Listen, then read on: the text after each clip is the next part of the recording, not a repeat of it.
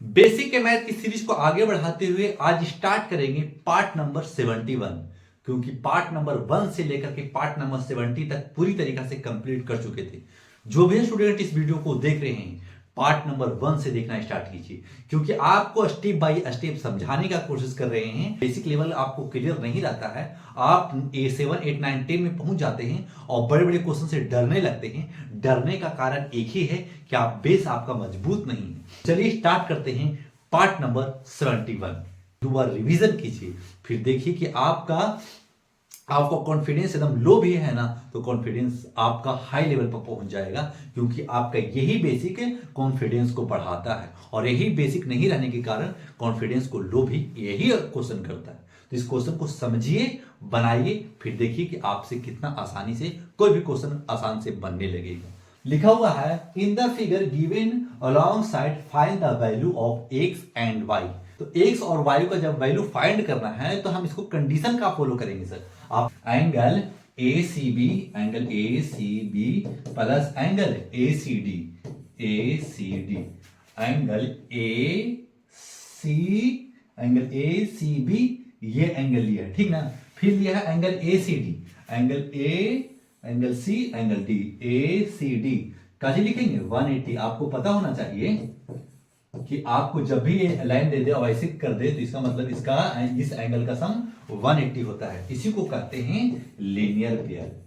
Clear. अब linear pair हो चुका सर। अब हमें 65 हमें 65 पता है, वाई नहीं पता है, तो इसको ए सी बी लिखा है, ए सी बी, इसका मतलब ए सी बी का मतलब एंगल वाई लिखेंगे। Clear. Plus angle A C D, angle A C, ये और ये एंगल आ रहा है बीच में, तो इस जगह पे लिख देंगे 65 इक्वल टू 180। किस कंडीशन से सर? लीनियर पेयर से।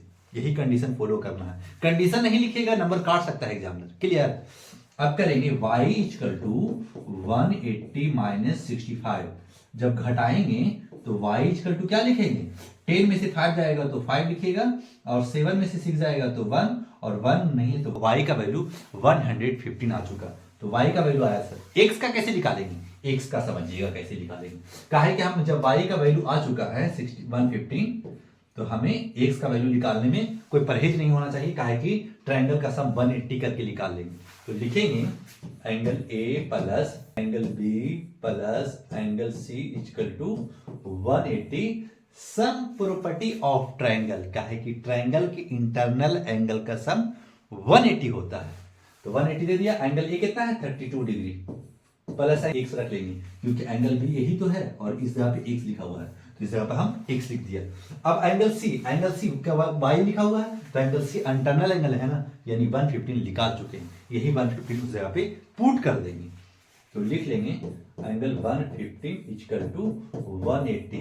अब ये दोनों को ऐड कर लेंगे तो x प्लस 5 2 7 और 3 1 4 लिख लीजिएगा, और एक दे दीजिएगा 180, और इधर प्लस में उधर ले जाएंगे तो माइनस में x इक्वल टू 180 माइनस 147, और x इक्वल टू 10 में से 3 जाएगा तो 10 में से 7 जाएगा तो 3, और 7 में से 4 जाएगा तो 3, यानी हमारा राइट आंसर एंगल 33, यानी x का वैल्यू 33 आया। इसका आंसर 33 और इसका आंसर 115। इसका राइट आंसर लास्ट में क्या लिखना है सर? लास्ट में लिखिएगा हेंस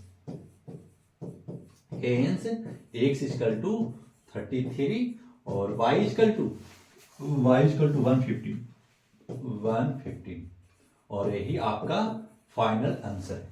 और ये आंसर आप ऐसे दे कर आएगा ना, तो एग्जामिनर अगर आपका नंबर क्वेश्चन ऐसे बना हुआ देख लेगा तो एक भी नंबर नहीं काटेगा, रत्ती भर भी नंबर नहीं काटेगा।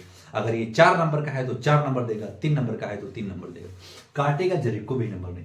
कहे कि आप पूरा फुल कंडीशन लेकर चले हैं और पूरा आंसर दिया है एक्स और वाई का, और फाइनल टच इसी तरीका से बनता है। अगर आपको समझ में आ रहा होगा, सीखना चाह रहे होंगे, तो पार्ट 1 से भी देखना स्टार्ट कीजिए। अगर समझ में आ गया होगा तो लाइक सब्सक्राइब जरूर कीजिएगा।